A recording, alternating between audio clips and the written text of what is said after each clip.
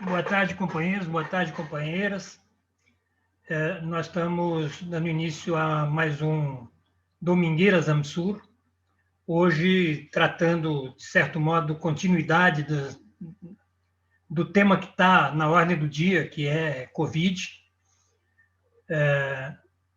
Vamos ter hoje alguns companheiros aqui para esse processo de debate. Eu pediria que as pessoas que nos assistem pelo YouTube que se inscrevam em nosso canal, né, que vem crescendo, vem ganhando corpo, e é importante essa inscrição, porque a gente vai formando uma rede de contatos, né? Então, para dar início às nossas conversas de hoje, eu vou pedir para o Vicente Trevas fazer a fala inicial, dando o contexto de nossa conversa de hoje. Vicente, é com você. Muito obrigado. Boa tarde a todos e todas, né? Hoje nós vamos fazer vamos fazer uma domingueira diferente, porque além de debater uma questão, nós queremos pensar como se posicionar em relação à questão que a gente vai aqui discutir, vai abordar, né? Tanto assim que o convite que fizemos é parte de uma indagação, né? Que vocês receberam, quer dizer, o Brasil perdeu o controle sobre a pandemia do Covid-19, né? É uma primeira indagação, né? Uma segunda, que possibilidades se apresentam diante da ausência de coordenação nacional do processo de seu enfrentamento? E quais os componentes políticos da crise por que passamos, né? Então, na verdade, nós queríamos fazer aqui um diálogo sobre essas três questões, né? Sobre a primeira indagação, né? A sensação que se tem, né, que esse país continental, nós, o Brasil, né, somos uma grande nau sem rumo, enfrentando uma tempestade, um tufão de média duração, né, e com a tripulação em conflito, né? E, portanto, esse cenário, metaforicamente descrito, é o cenário de uma catástrofe, né? É um cenário de rumo ao precipício, né? Rumo ao, enfim, ao caos, né? Evidentemente que essa metáfora, um anal sem rumo, ela se constrói a partir de algumas indagações, né? Primeiro, nós não enfrentaremos, né, a pandemia na busca de um enfrentamento consistente que resulte em diminuir os danos, né, enfrentar a complexidade dessa pandemia, se nós, como país, como nação, não tivermos uma coordenação nacional, né? Ora, essa agenda, cada movimento que se faz nesta direção são movimentos táticos, alguns demagógicos e que não levam a nada, né? Então, queria só lembrar que nos últimos 15 dias, ou um pouco mais, né, o governo federal toma a iniciativa de constituir um comitê nacional para enfrentar a crise, mas numa concepção muito estranha à forma do próprio Estado Nacional. Ele faz uma coordenação nacional entre os três poderes, quando nós somos um Estado federal. E, portanto, o país se coordena numa dinâmica de entes federados, numa dinâmica de esferas autônomas de governo, e, portanto, nós não temos a lógica de um país unitário, né? Então, isto é um jogo de mau gosto, e mais ainda, e não levou a nada. Não levou a nada. Inclusive, atribuía-se ao presidente do Senado a tarefa de coordenar governadores, você entende, prefeitos, enfim, né? Por outro lado, os governadores e os prefeitos, nesse vazio de coordenação nacional, tomaram iniciativas, né? Tomaram iniciativas, mas o mais estranho é que, recentemente, ou seja, na sexta-feira, o presidente do Consórcio Nordeste, né, e o governador do Piauí, o Hélio Dias, solta uma nota assinada por todos os governadores respondendo a uma agressão vinda do presidente da República, né, e sobre o tema da pandemia, né. Os prefeitos pressionados assim pelas suas populações, né, e com escassa margem de manobra, eles fizeram um movimento importante que foi constituir um consórcio nacional para a aquisição de vacinas, consórcio nacional Vacinas para a Cidade. Uma iniciativa recente que repercutiu bastante entre os prefeitos. Eles constituíram o consórcio, depois designaram a sua direção, e, inclusive, a imprensa noticiou recentemente que eles estão tentando fazer um diálogo com o diretor-geral da OMS nos próximos dias, né? Então, é mais uma sinalização, né? O presidente Lula, ele fez uma intervenção, e tudo recentemente, no dia 7 agora, né, afirmando que o enfrentamento da pandemia implica uma governança mundial. Que nenhum país, de forma solidária ou solitária, né, teria condição de enfrentar a complexidade desse evento, da pandemia, né? Por outro lado, está ficando claro um círculo perverso entre crise sanitária, crise econômica, crise sanitária, ou seja, as iniciativas para enfrentar a crise sanitária não tem uma consistência de relação com a dinâmica econômica, que, por sua vez, alimenta a crise sanitária. Então, a gente está no processo também pela falta de uma estratégia real, de um pacto real da sociedade brasileira, as nossas iniciativas não estão fechando a conta. Elas não estão produzindo uma dinâmica sinérgica. Ao contrário, elas estão produzindo uma dinâmica complicada, né? Uma dinâmica contraditória, e isso significa um desgaste muito grande, uma perda de energia ao enfrentamento, né? Por outro lado, a comunidade dita internacional, que é um conceito meio complicadinho, né? Mas os grandes países do sistema internacional já começam a sinalizar preocupação com a pandemia brasileira, né, no Brasil. E essa semana, o grande assessor que o Marshall conhece, o Anthony Fauci, né, fez uma declaração muito forte sobre a questão da pandemia no Brasil, né, inclusive alertando para que nós teríamos de tomar medidas assim fortes, medidas capazes de conter o ritmo acelerado da contaminação, né? E a própria adaptação tática inconsistente e errática do próprio governo na mudança da condução do Ministério das Relações Exteriores fez com que o novo chanceler explicitasse que a marca da sua gestão será a diplomacia das vacinas, né? E, cada dia que passa, é evidente que a questão das vacinas ganha um movimento geopolítico de grande porte, né? O mundo capitalista central, pouco generoso, né, não sinaliza perspectiva para os outros. Enquanto isso, a dinâmica da China e da Rússia são dinâmicas sinalizadoras como um parceiro internacional para o enfrentamento da pandemia, né?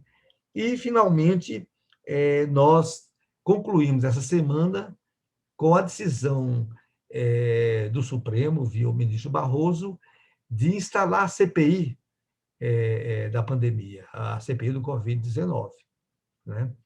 E, portanto, essa questão foi considerada por setores políticos que seria uma questão e pelo próprio presidente da República, para perturbar o andamento das coisas, né? O ministro, o presidente do Senado foi também recalcitrante, embora essa decisão do STF vai obrigá-lo a implementar. E até para a nossa reflexão, um dos senadores do Partido dos Trabalhadores não assinou o pedido da CPI e até faz comentários também, enfim, dizendo que o foco não é a CPI, né? O foco é nas medidas práticas. Agora, a grande indagação é que nós temos consciência, né, que as medidas que deveriam ser tomadas não estão sendo tomadas. E os últimos 10 dias, se observa o comportamento do presidente da República, é um comportamento errático, é um comportamento em contraste, quer dizer, em oposição ao que seria um consenso majoritário que se cria na sociedade. Então, veja, é nesse contexto que a gente queria conversar hoje, debater hoje, né? E debater hoje, veja, estamos terminando a segunda semana de abril, né? Há mais de um ano da pandemia, e a grande indagação qual seria, né, as pautas, quer dizer, os elementos centralizadores, quais seriam as centralidades de uma agenda brasileira para enfrentar, neste momento, com o contexto de abril de 2021, a pandemia, né? Que iniciativas deveriam ser tomadas e por quem? Né? E por quem?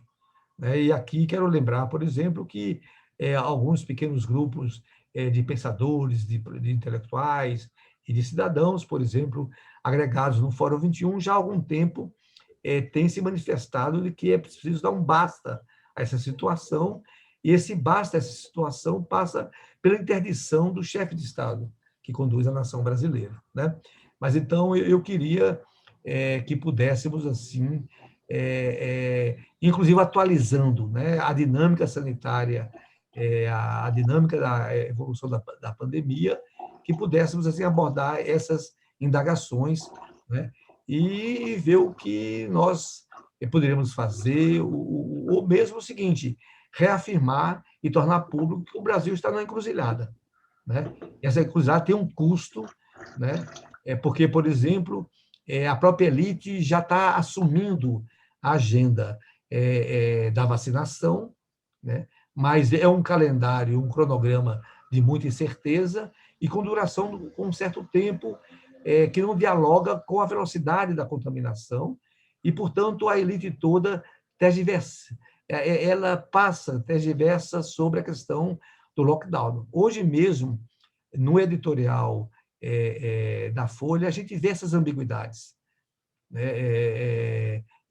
Um comentário sobre a condução irresponsável da pandemia, é um comentário sobre a iniciativa do Congresso, mas, mesmo assim, no final, fica na dúvida se deve ou não deve ter CPI.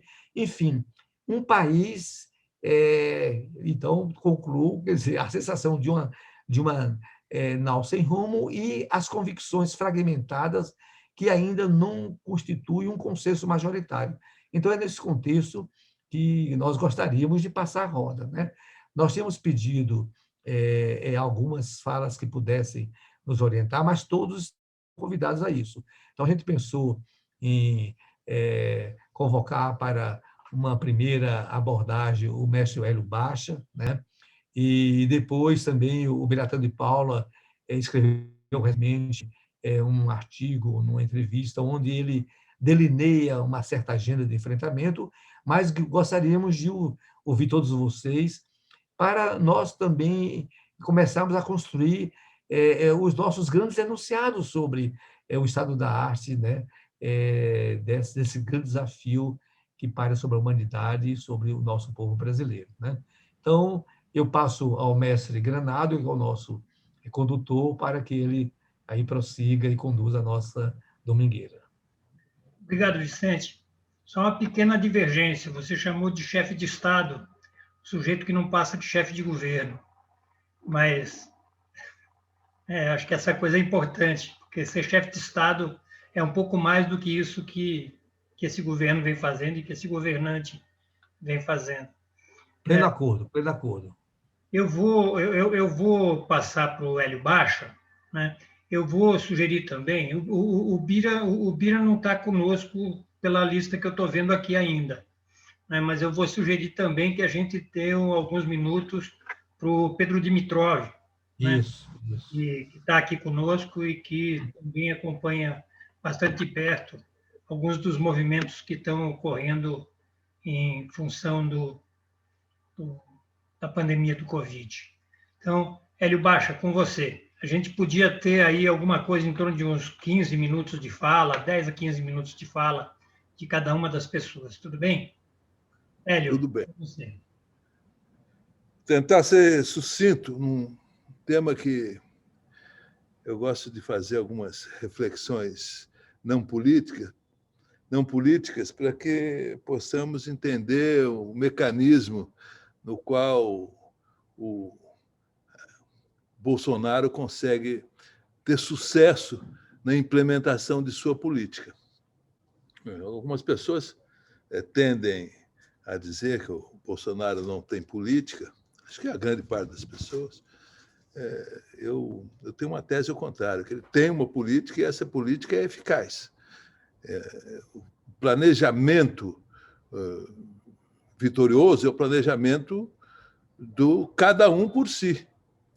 E vamos fazer essa epidemia vir logo, matar quem tem que morrer, que morram os frágeis e que a nossa prosperidade econômica se mantenha, sem nenhuma política de solidariedade. Essa é a política traçada e firmemente executada. Isso não é uma ineficiência. E no que se apoia? Se apoia primeiro no cotidiano das pessoas. As pessoas têm no seu cotidiano que a doença é um pecado e que nós fomos feitos a imagem de Deus, sem mácula, sem pecado e sem doença. Se alguém ficou doente, é porque fumou, bebeu, teve maus pensamentos, pecou, comeu demais, falou mal de alguém, dormiu mal. Alguma coisa ele próprio fez. Essa é o constante, é o cotidiano das pessoas.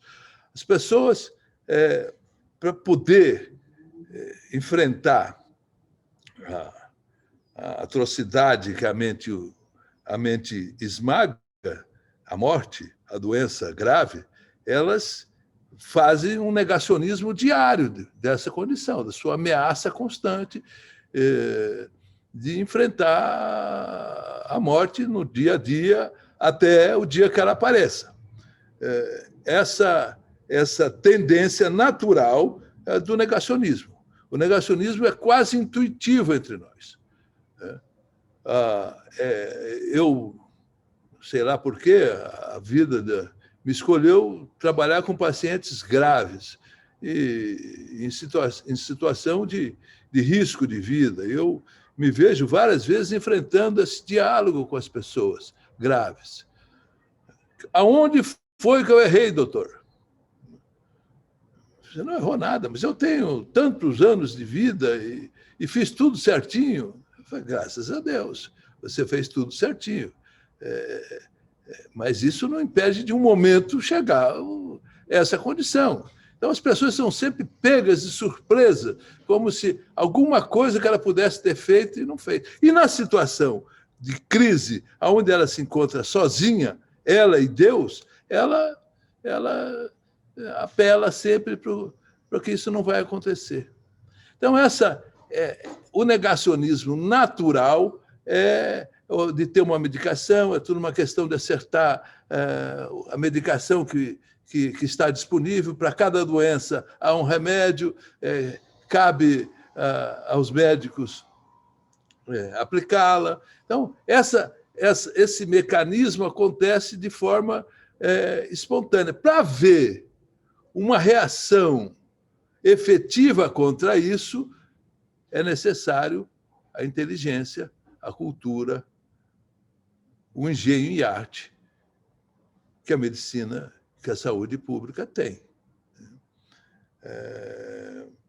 O primeiro mecanismo de enfrentamento de atitudes que pudessem ameaçar a política ativa negacionista é a inteligência médica. E isso foi sendo desqualificado. A inteligência médica, tanto à esquerda quanto à direita. Mais à direita, porque a esquerda estava derrotada, né? É um pensamento médico científico à direita, esse foi aborroado, né? Um exemplo típico é a tentativa do primeiro-ministro o Mandetta de enfrentar a realidade com o mínimo de... E é possível. É possível ser esquerdista e negacionista? É possível. No México, nós temos isso. É possível ser conservador e aplicar uma política? É possível. Após a conversão lá na Inglaterra do primeiro-ministro, estão fazendo uma política muito eficiente. Até o Trump, no seu negacionismo muito típico, armou uma política de produção de vacina eficaz.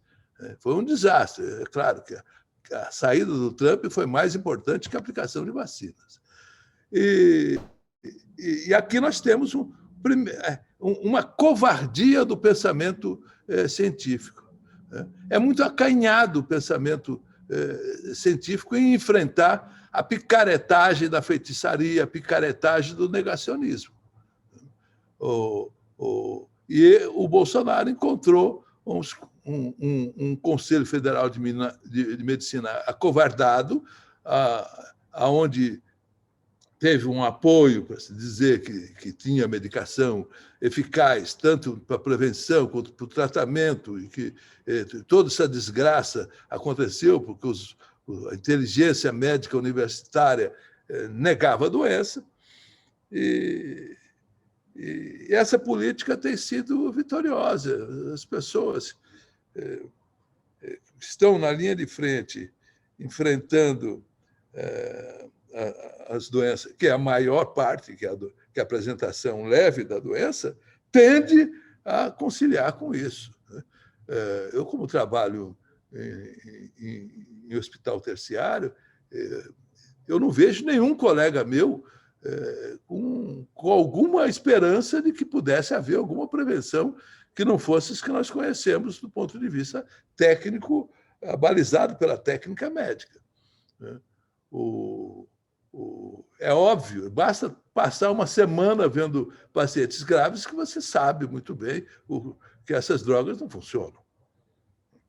E essa situação tem sido enfrentada com certa dificuldade. Nós temos tido eu participo de algumas iniciativas de reconstruir um pensamento médico, científico, e que se restabeleça a verdade e que se enfrente o negacionismo. Outra coisa importante é o negacionismo do poder que o Bolsonaro tem. E a disputa está sendo feita agora. Eu não sei se o Jacques Wagner recusou-se a assinar esse documento. Mas se o Arthur Araújo, felizmente, está aqui, acho que ele tem uma missão de ir lá conversar com ele. Não tem futuro. A coisa é agora. E agora é a derrota do bolsonarismo a qualquer momento. A gente tem que fazer um esforço para derrotá-lo, tanto parcial quanto peremptoriamente. As tentativas todas de desmascarar essa política do Bolsonaro tem que ser feita. Eu me lembro até, no começo do governo Bolsonaro, Quem dissesse que o governo era fascista era visto assim, não tem todas as características do fascismo, tem todas e mais algumas. Isso tem que ser enfrentado com todas as armas. Né? O maior enfrentamento que tem dado é o Supremo Tribunal Federal. E assim mesmo nós ouvimos críticas, mas se não tiver o Supremo Tribunal Federal, ele já tinha jantado a oposição toda. Né? A resistência tem sido feita no nível institucional jurídico. Movimentos nossos têm sido muito acanhados. Há um discurso do Lula que o primeiro dia de liberdade foi e ele tem sido coerente com isso, mas não tem conseguido arregimentar a gente. Nós estamos à mercê de uma política com força. Eu tenho visto vários colegas dizendo que não há governo, que não há governo. Há governo e é uma política preparada para não deixar que a intervenção sanitária eficaz aconteça, porque eles pretendem que a intervenção sanitária perdure a epidemia. E o que nós temos de recurso? Nós temos de recurso vacina, que eles foram contra, desmontaram. O Ministério da Saúde funciona, ou funcionava quase que automaticamente para o bem. Então, para o bem, o que havia ainda de Ministério da Saúde montou, em agosto, 28 de agosto, uma reunião com alguns técnicos, entre eles eu fui convidado, para se montar a vacinação. E vacina comprada, tínhamos uns 25 técnicos e representantes lá da vacina da Oxford, e foi uma reunião de umas 4 horas. Essa reunião, nós nos dividimos em grupos de trabalho e de frentes de trabalho, com missões, e 3 dias depois foi demitido o secretário e o grupo dispersado. Acabou-se. Ou seja, isso não é uma ineficiência, isso é um pensamento ativo. Né? Essa política, o Bolsonaro não se encontra frágil, não. Quem está frágil somos nós. Nós precisamos ter mais ousadia. E a ousadia passa o enfrentamento da epidemia com o que nós temos de recursos sabidamente que funcionam. Primeiro, e o mais importante deles, é o isolamento, é o lockdown, o nome que se queira dar. Aqui, em São Paulo, nós temos um governador muito frágil. Os governadores têm se mostrado muito frágeis. Eles mais anunciam do que fazem. Aqui, no primeiro momento que houve uma queda de pacientes internados, ainda com o número de óbitos lá em cima, eles vêm me abrir escolas. E a acusação é de que os professores são corporativistas, como se o corporativismo dos professores não pudesse lutar pela sua saúde, pela saúde dos trabalhadores na educação. Então, a vacina foi anunciada de forma errônea, foi anunciada como grande salvadora, e a vacina é o seguinte, ela funciona? Funciona como um instrumento a mais. No Chile, onde houve uma vacinação bem feita, houve um aumento do número de casos. Porque se você faz a vacina e você não faz uma política de isolamento bem feita, proporcional à vacinação, a curto prazo, a exposição e o risco dessa exposição sobrepuja a proteção da vacina. A vacina protege? Protege. Eu tenho visto alguns números mais recentes e estou convencido que ela não protege A nossa vacina Coronavac não protege 70%, mas em torno de 50% protege. Não protege 100% dos óbitos. Há óbitos de pessoas que se vacinaram, né? Mas é um número bem mais reduzido. Ou seja, a vacina só funciona como política de isolamento em conjunto.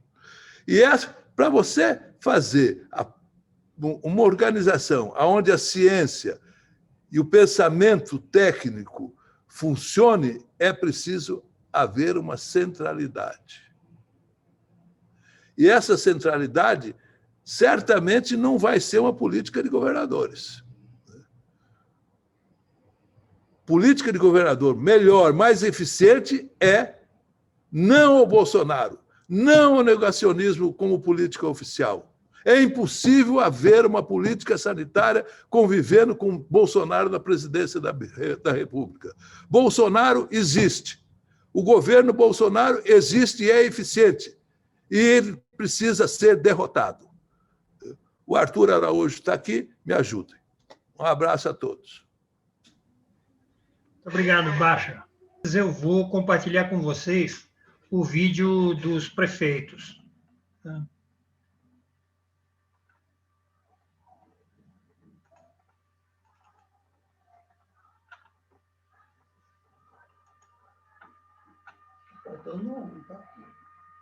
Nós somos prefeitos do Brasil e precisamos de ajuda.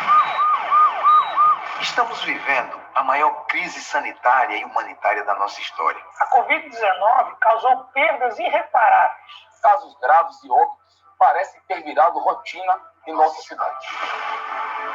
Estamos atrasados e vivendo um colapso no sistema de saúde, no turismo, na economia e na vida do povo brasileiro. Cada minuto importa nesta luta. O vírus se replica rapidamente, sofre mutações, a transmissão aumenta. É uma questão de tempo para mais variantes e mortes. Chegamos a uma fase crítica de ocupação de leitos de UTI. A falta de insumos em todos os municípios Nos torna um grande epicentro da pandemia, com milhares de mortes por dia. A cada dia, um novo recorde Em comparação a outros países, que já conseguem ver o novo normal. Enquanto isso, nossos profissionais da linha de frente Seguem lutando contra esse mal invisível e perigoso. e o nosso novo normal continua repleto de luta. Uma tragédia pessoal, afetiva e material, vivenciada pelas famílias. que ficarão marcadas por gerações. O que estamos vivendo no Brasil hoje impede assistência adequada aos pacientes. As melhores práticas internacionais e as medidas sanitárias de prevenção Enfrentam fortes barreiras para proteger de forma efetiva os brasileiros. Novas variantes surgem. Cada vez mais transmissíveis e já prevalentes em todo o país. A esperança por dias melhores, mesmo sofrendo tantas barreiras. Acreditamos que, com a ajuda de outras nações, podemos disponibilizar leitos, Medicamentos, Testagem gratuita, vacinas, oxigênio, auxílio às populações mais vulneráveis. Acreditamos na ciência e precisamos de mais vacinas. precisamos começar agora A acelerar os programas de vacinação. aumentar as medidas anti-aglomeração, punir informações falsas. reforçar as medidas preventivas E o mais importante, Precisamos trazer a esperança de volta. quanto maior a proporção da população vacinada, menores os riscos. somos nós, prefeitos, Os responsáveis, por vacinar a população dos nossos municípios. por isso, estamos unidos, pedindo socorro. No Brasil, os prefeitos estão fazendo a sua parte, promovendo o isolamento social, o uso de máscaras e tomando medidas firmes para restringir a circulação das pessoas e impedir a contaminação pelo Covid-19. Tudo isso para proteger a população. Fortaleza precisa de ajuda. Belém precisa de ajuda. Pelotas precisa de ajuda. Salvador precisa de ajuda. Florianópolis precisa de ajuda. Cabaú precisa de ajuda. o Rio precisa de ajuda. Aracaju precisa de ajuda. O Brasil precisa de ajuda.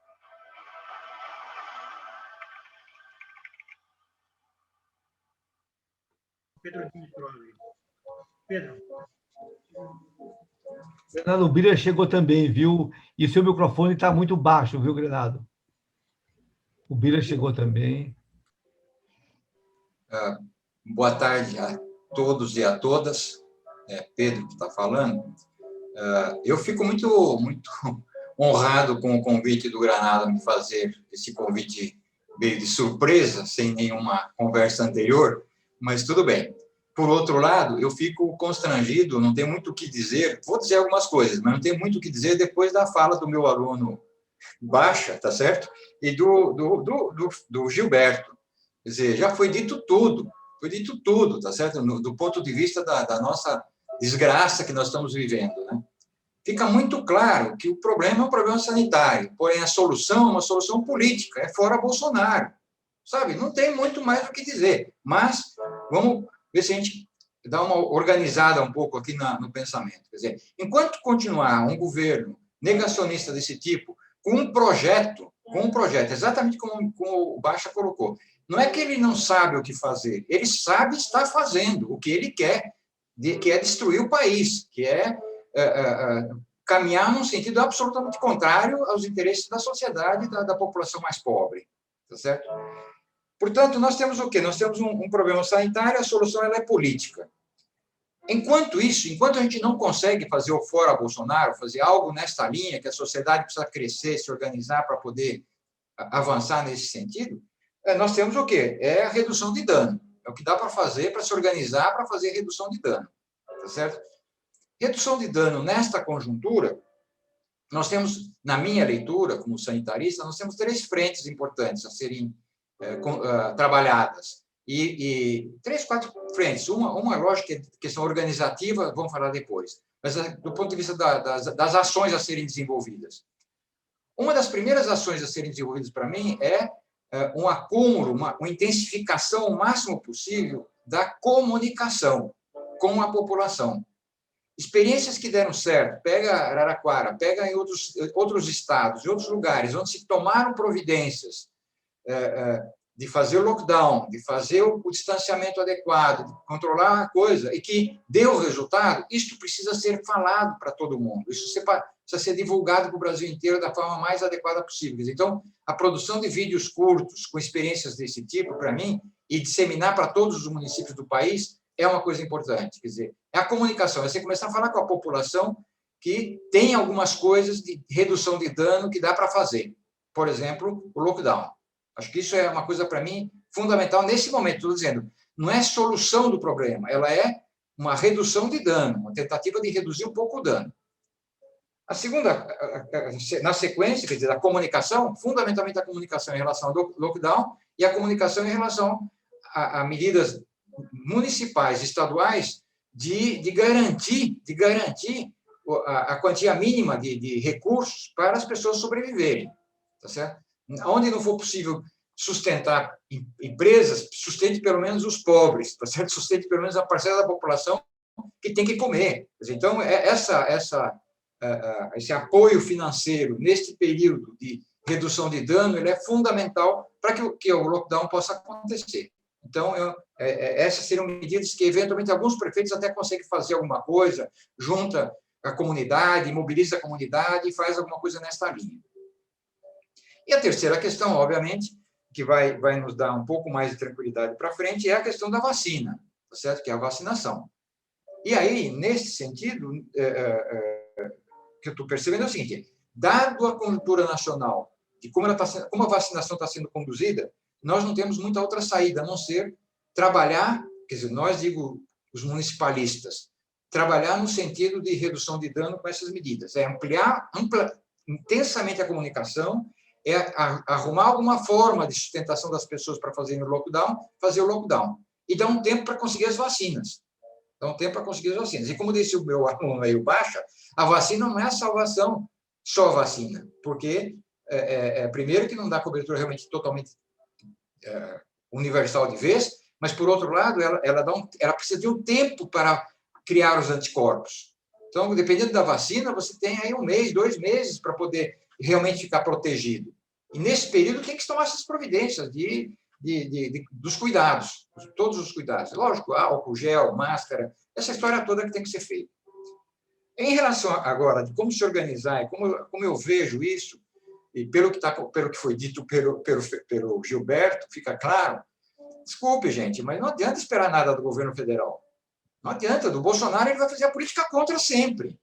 Então, nós temos que fazer o quê? Nós temos que somar forças de quem for a favor do que nós estamos propondo. Somar forças de quem for a favor do que nós estamos propondo são esses 2.000 e tantos municípios que já se manifestaram. Tá certo?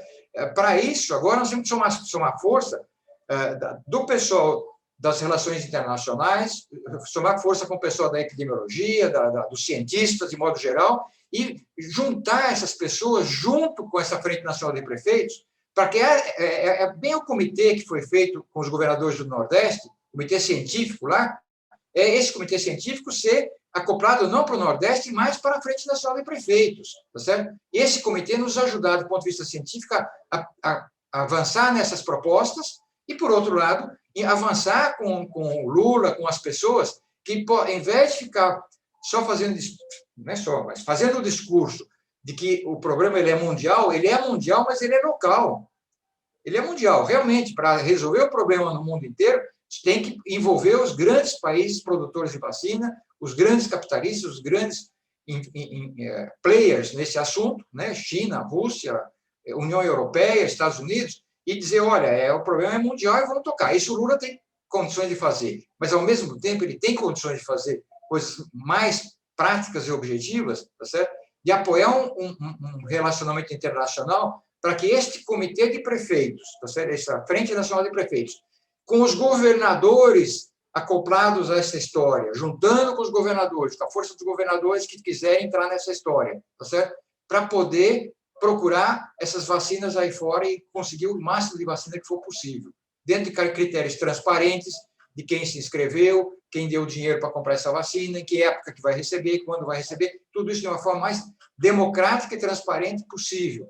E usando a ciência para isso. Usando a ciência no seguinte sentido, vai ter vacina aquele local epidemiologicamente mais urgente que vai trazer melhor resultado. Tá certo? É possível fazer isso. Por exemplo, posso depois mandar para quem tiver interesse, na cidade de São Paulo nós temos claramente onde é que tinha que vacinar na cidade de São Paulo. Você pega a cidade de São Paulo, ela está totalmente concentrada a doença na periferia. Você vai primeiro vacinar Jardim América, vai vacinar a periferia, vai dar preferência aonde? Certo? Então, há possibilidade, a ciência conhece, a ciência sabe o que fazer. Nós temos pessoas que sabem como fazer a coisa. Certo? Agora, precisamos juntar força política para poder tocar esses dois lados. A redução de dano de um lado, fazer o que é possível neste momento, e articular força política para fazer o que tem que ser feito, que é a mudança da política federal. Não há como sair dessa. Desculpe, eu não sei se conseguiram ouvir tudo.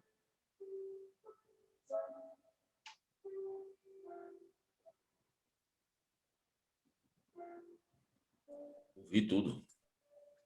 Deu para ouvir? Sim, ouvi tudo. É que ele pôs essa tela aqui do Zoom aqui. Não, é que essa tela, quem pôs precisa tirar o computador. É o share screen. Quem está compartilhando aqui? Eu fui... Sim. Pronto. Bom, eu só, então, encerrei, tá certo? Mas eu estou forçando isso. É um problema sanitário, porém, a solução é política. Enquanto não se tem a solução política, se faz a redução de dano. E a redução de dano, para mim, são essas questões. A comunicação, lockdown, vacinação, auxílio para as pessoas fazerem lockdown e somar forças da Frente Nacional dos Prefeitos com os governadores e juntar força política de relacionamento internacional para conseguir essas vacinas. Obrigado, Pedro. Eu vou solicitar agora nosso último comentário de abertura. Vou pedir para o Bira, para o professor Biratã de Paula. Com você, Bira. Boa tarde. Bom, nem sabia que eu ia fazer comentário da abertura, mas tudo bem. Não, você está sem som.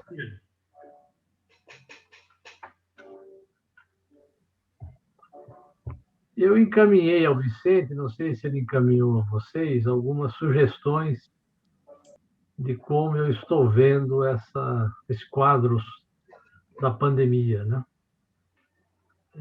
Não sei se isso foi encaminhado às pessoas do grupo.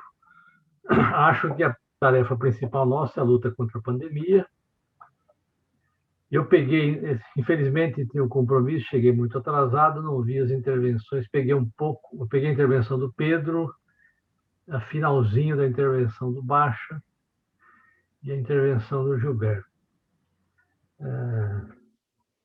A situação me parece complicada porque os governadores e mesmo o prefeito, a minha impressão é que não assumiram, pelas mais diversas razões e dificuldades de natureza política dentro da sua cidade e dentro dos seus estados,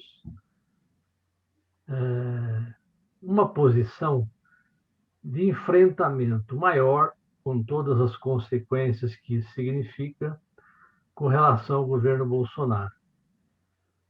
Eu concordo que não há possibilidade de controlar, reduzir o impacto da pandemia na população brasileira. Estamos chegando a 350 mil pessoas mortas e quase 13 milhões e meio de infectados com subregistro. E isso exigiria, já desde o ano passado, uma tomada de posição muito mais firme, na minha opinião. O que eu digo muito mais firme? Dentro dos municípios e dentro dos estados onde nós governamos, as condutas na ponta são as mais diversas. Não há um inteiramento, digamos assim, se essa palavra existe, das condições onde as políticas de saúde são feitas em cada lugar, no estado da Bahia, ou no estado do Ceará, ou no estado do Rio Grande do Norte, em cada município, para que, olhando essa realidade, a gente busque força, esclarecendo e conversando com a população e mudando condutas da nosso serviço de atenção à saúde, melhorando eles, ganha força para se contrapor ao governo federal. Por exemplo, você não consegue fazer um teste aqui no estado de São Paulo de RT-PCR ou do antígeno no nariz que saia o resultado em menos de 5 a 10 dias, com raros locais em municípios e cidades. E isso ocorre em estados nossos e em cidades nossas também, nós que eu digo onde governamos. Cidades são muito poucas e estados são mais, do ponto de vista proporcional. Então, fazer uma boa política adequada nesse estado, eu sei que as composições, a pressão do comércio, entendo tudo isso. Agora, precisa saber o tamanho, o quanto nós queremos enfrentar esse desafio frente à realidade da pandemia. Nós não vamos vacinar a população brasileira no curto prazo. Se tudo correr bem até o final do ano, é preciso isolamento. As pessoas agora, nós estamos com 3 a 4 mil óbitos por dia, e daqui a pouco cai abaixo de 3, acho que já podemos abrir a economia. Ou seja, o ano passado, o maior número de dias de óbitos foi 1.800 e poucos, 1.850, 1.870. Esse ano, já ultrapassando os 4 mil. Agora caiu para perto de 3, entendeu? Nós vamos naturalizando essa desgraça toda, isso é inaceitável. Então, acho que nós precisamos exigir, dentro de compete a nós, uma outra postura de nós mesmos. Ou seja, não há possibilidade de isolamento das pessoas sem um pagamento de auxílio para todo mundo, e que as pessoas tenham certeza que esse dinheiro vai chegar e que vai durar até o fim da pandemia e na transição delas arrumarem emprego, que as unidades de saúde todas têm que ser capazes de identificar os casos, fazer o diagnóstico, acompanhar as pessoas, suas famílias, seus contactantes, e monitorar as pessoas que estão doentes, porque uma parte da gente, eu faço isso todo dia, o Baixa deve fazer também, não sei se tem outros colegas médicos, nós podemos monitorar uma boa parte das pessoas, que elas não precisem ir lotar pronto-socorro de hospital em unidades, a gente pode fazer isso por zap, por telefone, por tudo, de maneira que as unidades possam cuidar dos casos mais complicados e melhorar com isso a qualidade do atendimento, reduzir a internação, reduzir mortalidade, porque nós não podemos trabalhar com a taxa de ocupação de UTI 75%, quem vai para a UTI metade morre, e se é entubado 60%, 70% morre no Brasil todo, então Que referência é essa que a gente usa para relaxar o isolamento social, seja em Araraquara ou seja em Porto Seguro? Isso é uma aberração. Nós não temos que trabalhar, na minha opinião, com esse conceito. Esse conceito de lotação do UTI é uma conversa para boi dormir, a conversa bolsonarista, ou mal informada, na minha opinião. Então, nós temos que ter outra postura. Nós temos que 40% dos agentes comunitários de saúde defendem o tratamento, segundo as pesquisas recentes. Tem que avaliar sempre as qualidades das pesquisas, obviamente, por telefone, por isso, por aquilo. Acho que o tratamento precoce é adequado, 20% dos médicos assim acham, e a gente não consegue dar visibilidade a um outro tipo de contraponto. Como a doença não mata todo mundo, uma parte da sociedade acha que essa porcaria faz efeito, retarda a ida ao médico, enfim, e fica usando medicamentos que podem causar problemas adversos, como tem sido relatado. Então, acho eu que nós devíamos, acho muito pouco provável qualquer tentativa da Constituição de um comando nacional. Os governadores não apostaram nisso para valer. Os prefeitos fizeram essa live, esse manifesto, que pode ter repercussão internacional, mas não creio que tenha nenhuma repercussão de aglutinação de forças aqui dentro do Brasil, a minha impressão. Posso estar errada, o representante, o Gilberto, pode ter uma impressão mais precisa, porque acompanha isso, obviamente, mas não tem força, na minha opinião, para mudar a conduta do governo federal nenhuma, nem do seu Ministério da Saúde, nem a posição do presidente da República.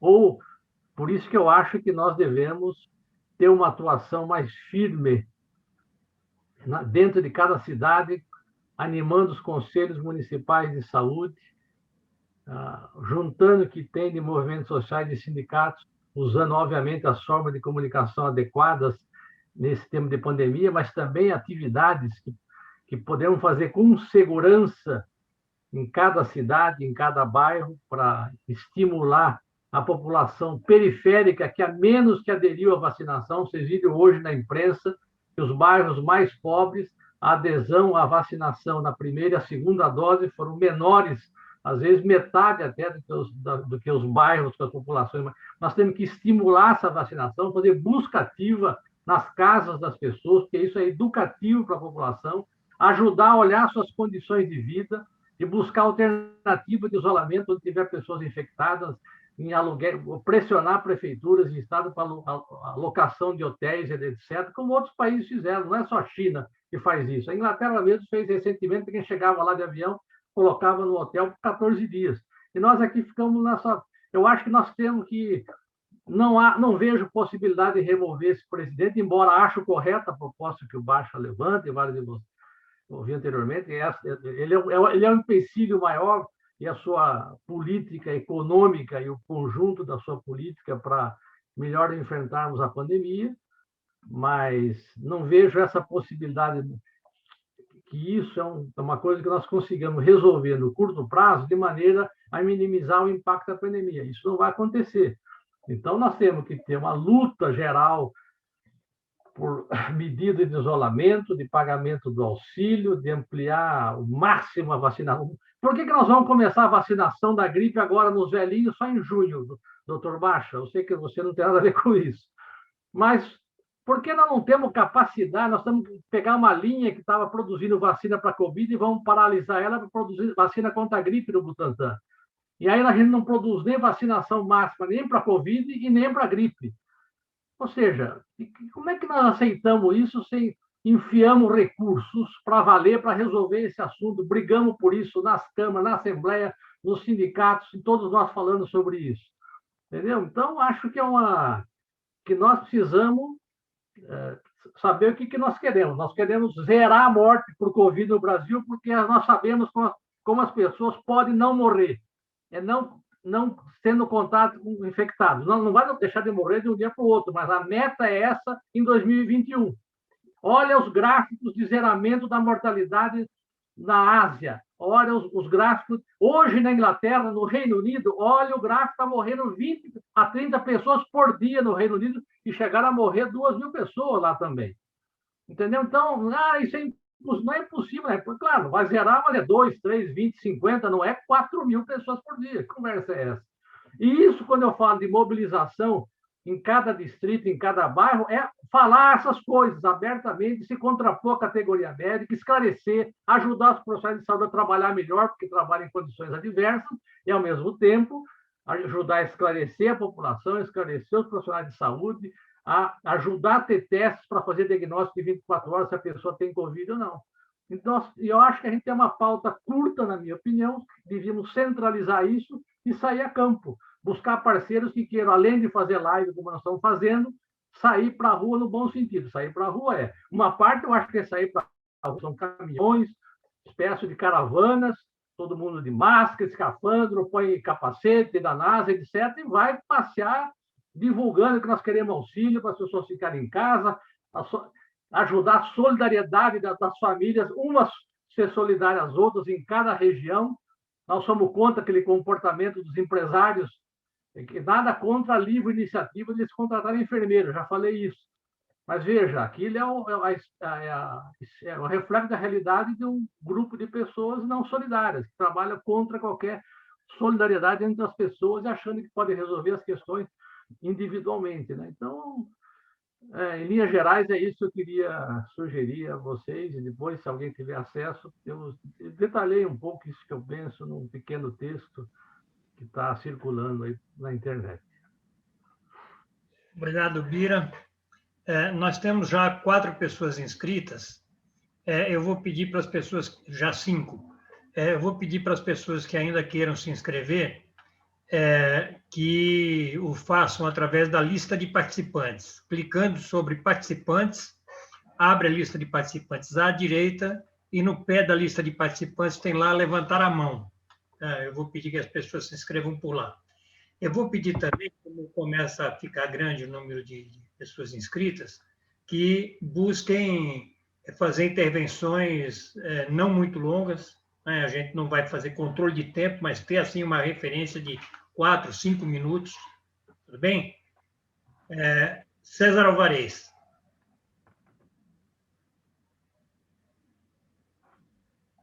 Você está sem som, César.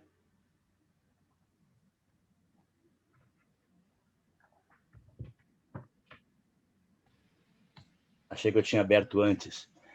Baixa, eu queria te pedir para explorar um pouco mais a questão do Chile e a vinculação, intensidade maior de vacina, cobertura maior, o Chile apregoado como experiência latino-americana ótima, e a falsa sensação da cobertura que hoje ele está correndo num índice, ninguém estará igual ao Brasil, mas muito forte. Ou seja, a vacina como poderosa, capaz de isolar todo e qualquer vírus, mutação e ter 100% de efetividade. Esta do AstraZeneca, 51%, para não pegar de novo. Em pegando, quantos poderão chegar no extremo da intubação na UTI, ou mesmo óbito, e quantos continuam sendo, inclusive, passíveis de reproduzir e transmitir. Então, a questão que me parece é que, de vez em quando, e a outra frase de tua foi, a vacina foi mal enunciada. Eu não sei se foi exatamente essa frase, mas como se ela tudo pudesse, e ela não pode tudo.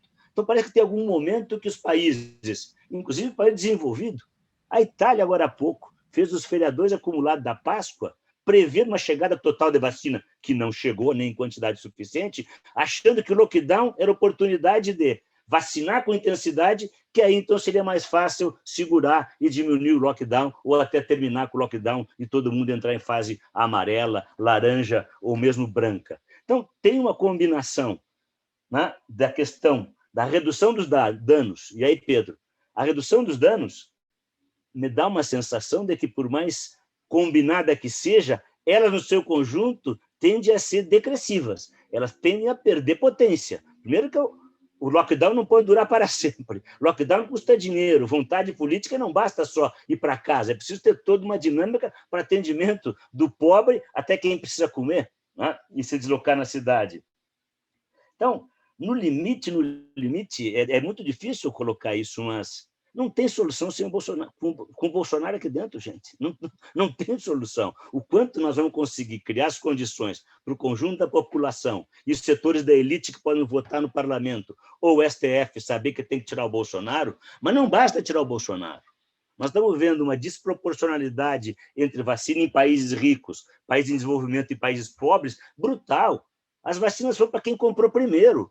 Até a Europa não está conseguindo receber as vacinas que o Canadá se antecipou e comprou antes. E começa a faltar insumo na China, da China para o mundo e da Índia para o mundo, que está suspendendo também a distribuição dos seus insumos, que está numa crise brutal a China, a Índia crescendo. Então, é um cenário que o tema da governança internacional e a vacina como bem público e a quebra das patentes e a distribuição da capacidade de fabricar em outros laboratórios credenciados com o conhecimento original das vacinas, que foram financiados puramente na maioria. O Trump que jogou dinheiro na Moderna, aquela lá, a AstraZeneca, os ingleses e os suíços ou suecos, não lembro mais, e a própria União Europeia. Então, nós temos que discutir aqui do detalhe do lockdown de Araraquara, que teve mais 20 atitudes e ações anteriores e durante, né, até a questão da governança internacional e a questão do bem público da vacina. Eu sei que joga isso num mundo muito distante da nossa governabilidade,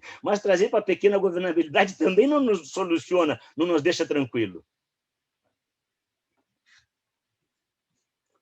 E uma perguntinha desculpa, só uma perguntinha para o Gilberto.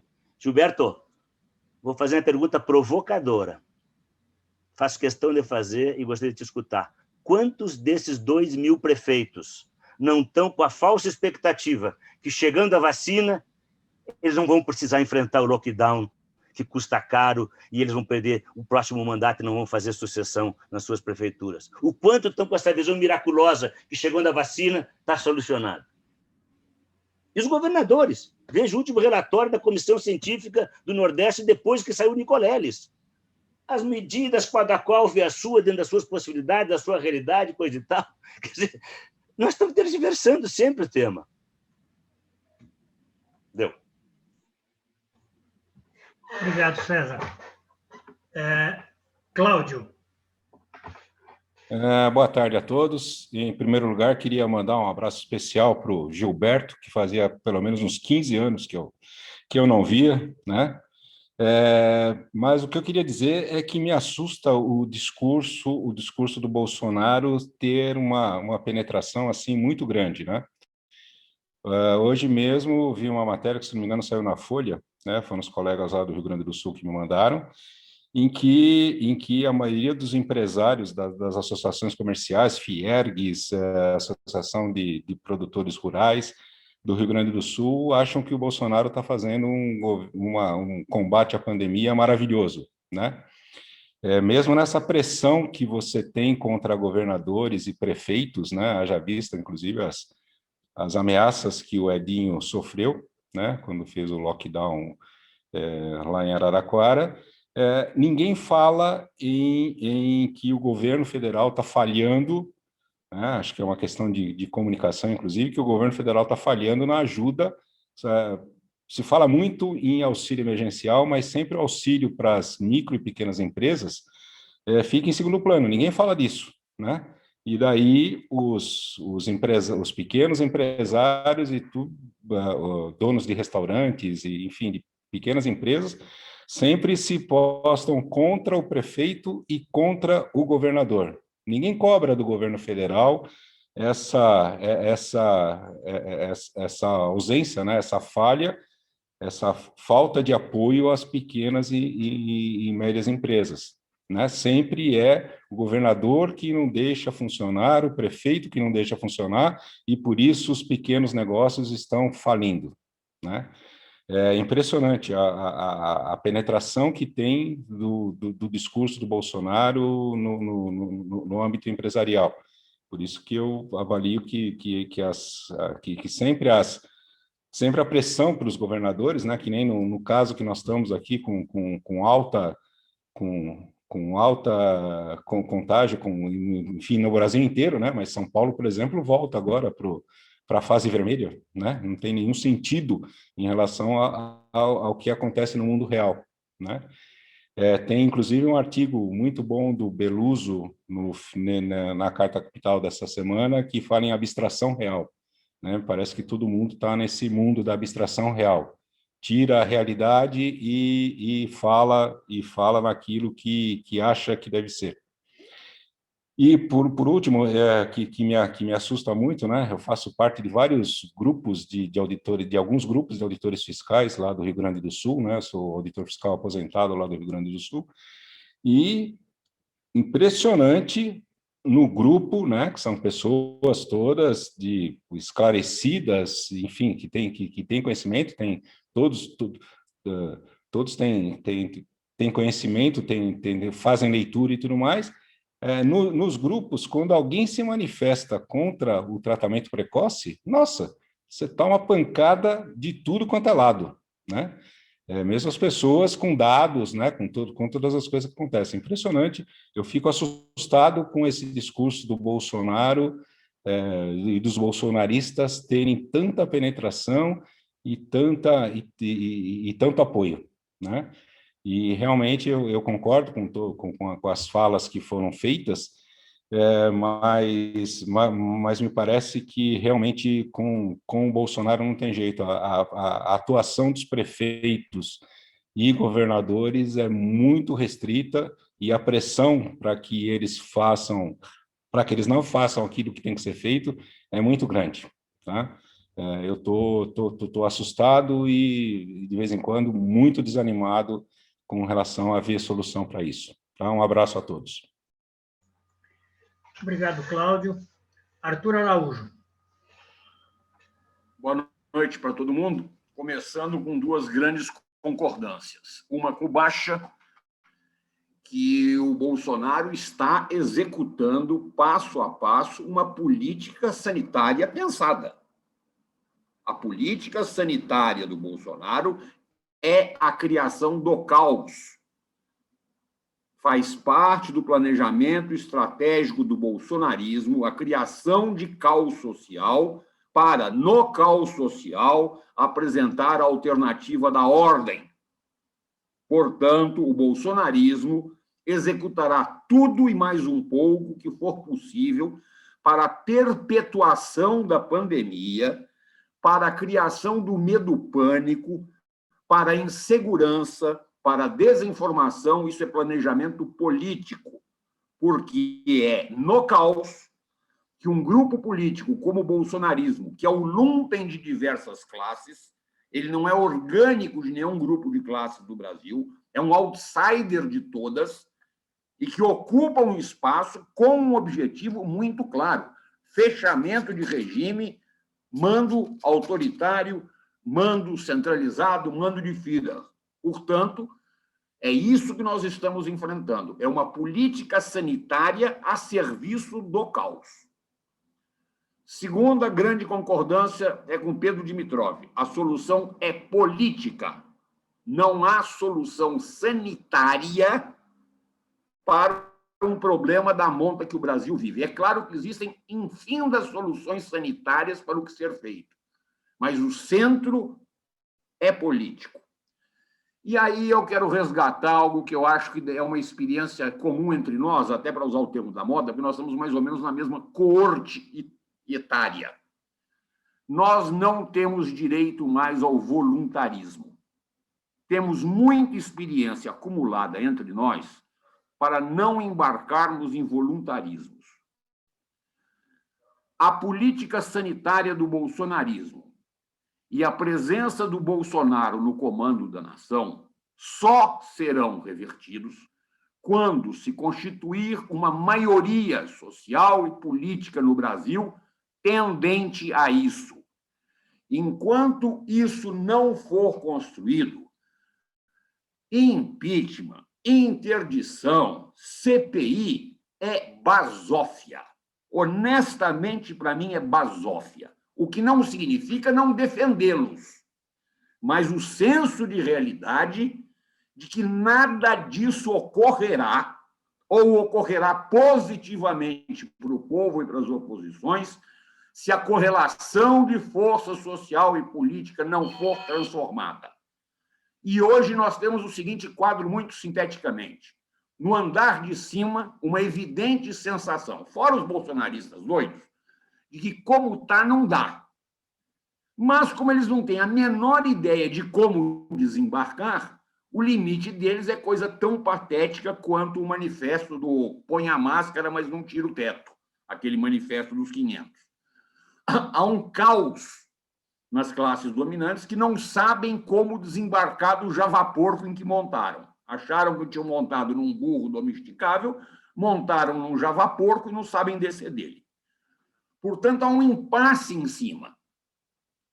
Há uma crescente e visível insatisfação nas camadas médias. Essas, cada vez mais, são ganhas pela ideia não só de que, como está, não dá, como é necessária uma transformação muito acelerada. E passam cada vez mais, ainda que não majoritariamente, a percepção do bolsonarismo e do Bolsonaro como o grande empecilho para todas as medidas sanitárias que são necessárias.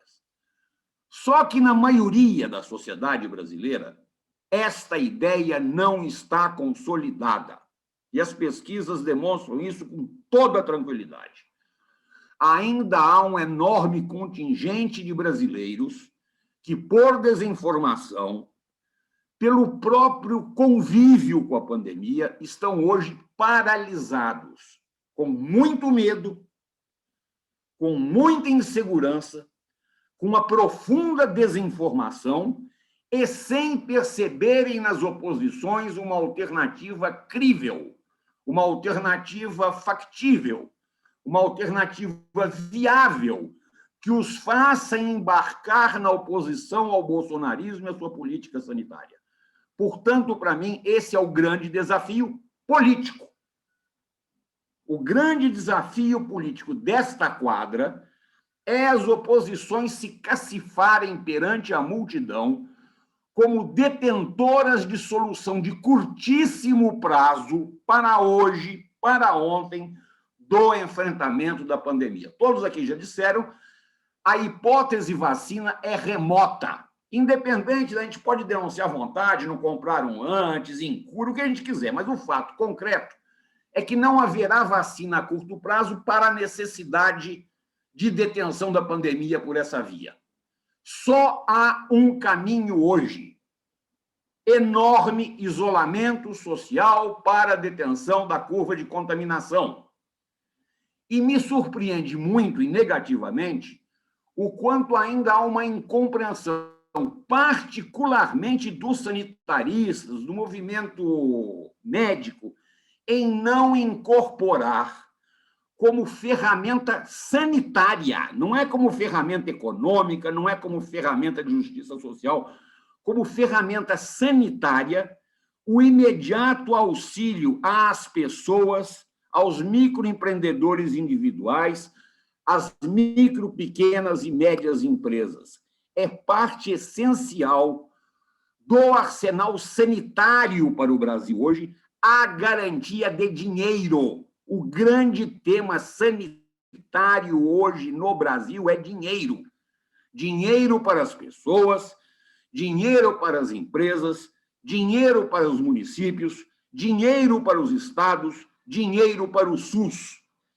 Se nós entrarmos por esse caminho, nós estabeleceremos o que é o grande desafio político: ganharmos a confiança da maioria da sociedade de que nossa alternativa é o caminho, e é isso que cria a massa crítica, por exemplo, para fazer de uma CPI um instrumento forte de oposição e não o que eu temo muito. Eu não falo pelo Jacques Wagner, não sei as razões dele, mas partilho de uma preocupação dele, por exemplo. Com a composição política que existe hoje no Senado, é muito alta a probabilidade dessa CPI não ficar uma CPI sobre o Bolsonaro, e sim também sobre governadores e prefeitos, como já foi solicitado oficialmente por um dos seus proponentes, que não é o Cajuru, é o outro. O que é isso? Eu vou jogar merda em todo mundo, eu vou equiparar presidência, governadores e prefeitos. E como? Pelo caos natural da pandemia. Não há um prefeito no Brasil que não tenha pelo menos um pecadilho, e vários governadores têm pecadões, por exemplo, no uso dos recursos. Há uma enorme chance desta CPI Ou virá uma CPI do Banestado, em que os vários rabos presos levam ela a nada, ou até a uma CPI de isenção do Bolsonaro. Como isso pode não acontecer? Se as forças sociais, se as forças vivas da sociedade tiverem outra atitude, não permitirem, exigirem que a CPI seja séria. A mesma coisa para pautar impeachment.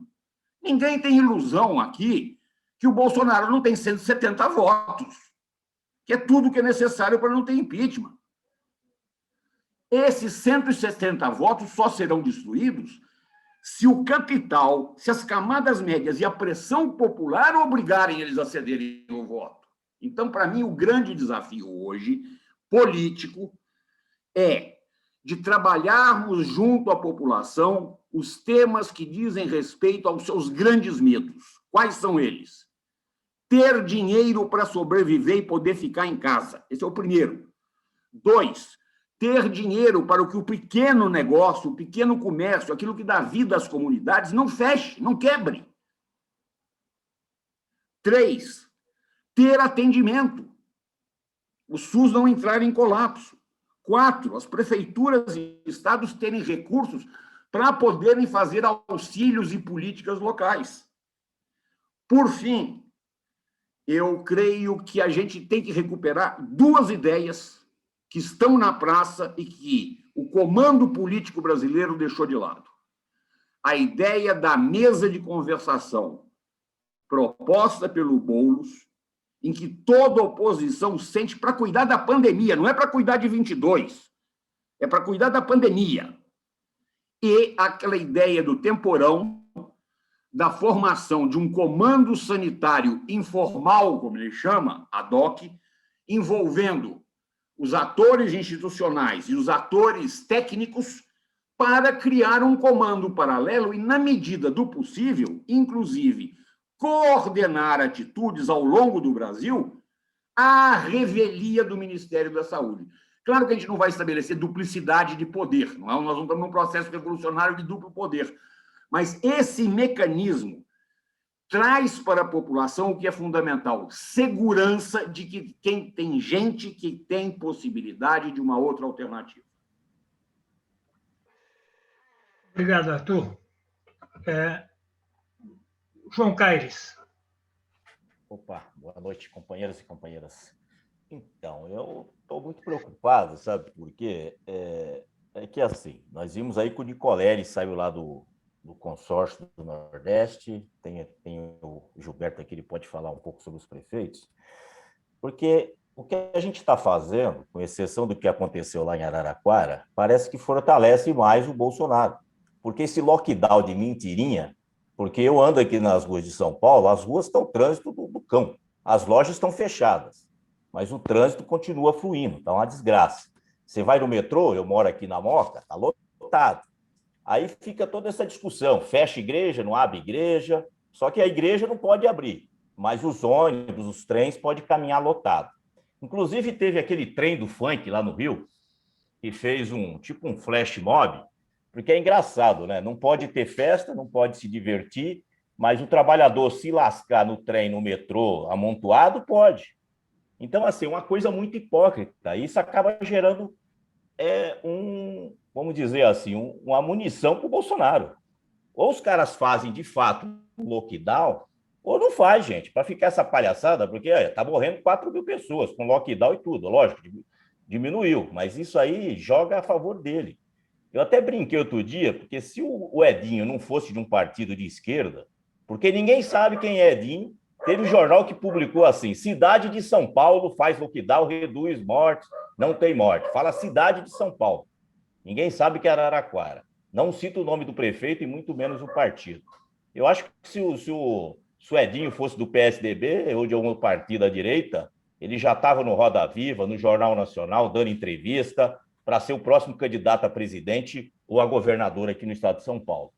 Aí eu não sei, né? Tem os governadores que estão comprometidos, mas mesmo assim não está tendo coragem de fazer o que tem que ser feito, de fato, né? E mostrar que é assim que funciona, como aconteceu em outros países, porque nós estamos caminhando para o caos mesmo. Tudo que o Nicoleles falou que ia acontecer, ele não é profeta, mas aconteceu.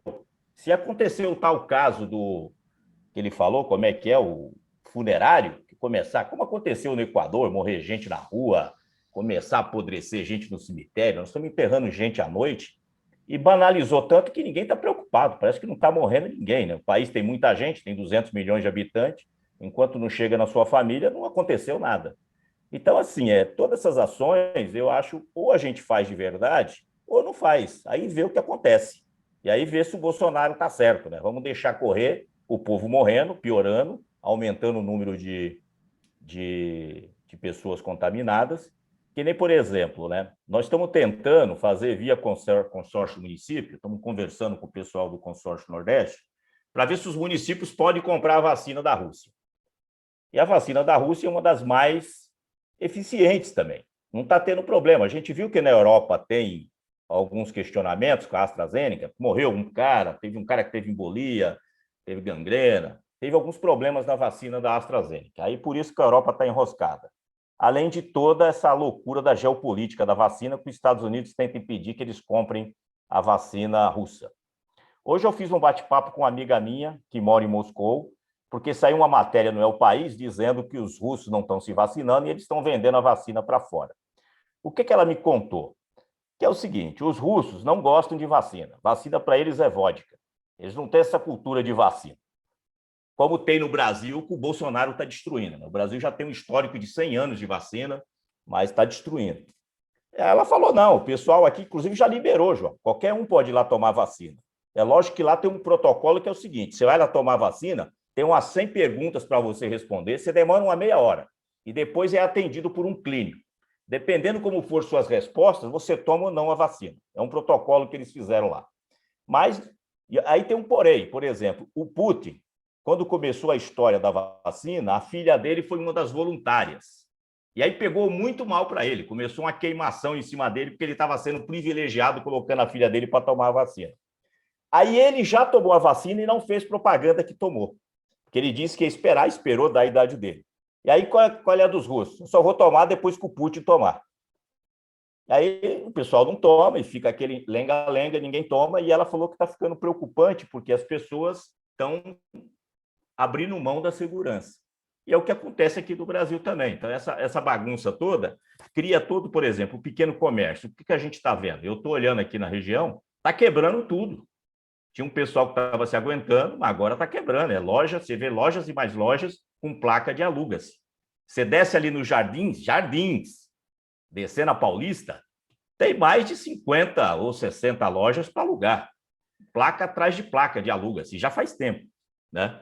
Então, assim, é algo que eu estou muito preocupado, porque a gente acaba fortalecendo a política do Bolsonaro, e como foi falado aqui, ele tem política na cabeça, assim, né? Aquilo que é uma loucura com método, né? Não é uma coisa que ele não quer fazer, ele quer fazer sim. Ele disse isso, que ele veio para destruir, está destruindo. É só a gente acompanhar aí o Diário Oficial da União, tudo que eles estão destruindo no país. Então, é um pouco isso, e essa é uma preocupação, né, da gente caminhar e ver se a gente consegue ter um consenso entre os nossos de realmente falar, ó, tem que fazer isso, se não fizer isso, nós vamos se lascar. Araraquara deu exemplo e viu, né, o que aconteceu em Araraquara, os resultados foram positivos. Obrigado, João. Eu vou passar para o Eloy. O Eloy é a última pessoa já inscrita e eu queria que as pessoas que ainda queiram fazer uso da palavra se inscrevam enquanto o Eloy fala, né, porque na sequência eu vou devolver a bola para os nossos comentaristas. Eloy Pietà.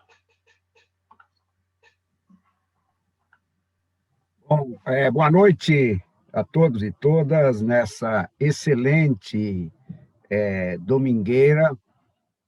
Quero cumprimentar a Ansur por tão importantes debates que tem nos ensinado muito, né? E fazer alguns comentários, principalmente a partir de uma definição aqui que o Dimitrov fez, que o problema é sanitário, mas a solução é política, coisa que o Baixa já tinha colocado e que todos os outros colocaram, né? O Trevas, o Gilberto Perry, o Bira e todos que falaram. Na verdade, é o seguinte, nós temos que entender o que muito bem colocou Baixa, que existe uma política bem pensada do ponto de vista do Bolsonaro. E não é uma política de uma mente maluca, né? Na verdade, é uma política de quem é assessorado por altos escalões das Forças Armadas, que tem na Escola Superior de Guerra altos estudos estratégicos de segurança, de desenvolvimento. Então, não se trata de arroubos ou de ensaios não pensados de um maluco, né? Trata-se...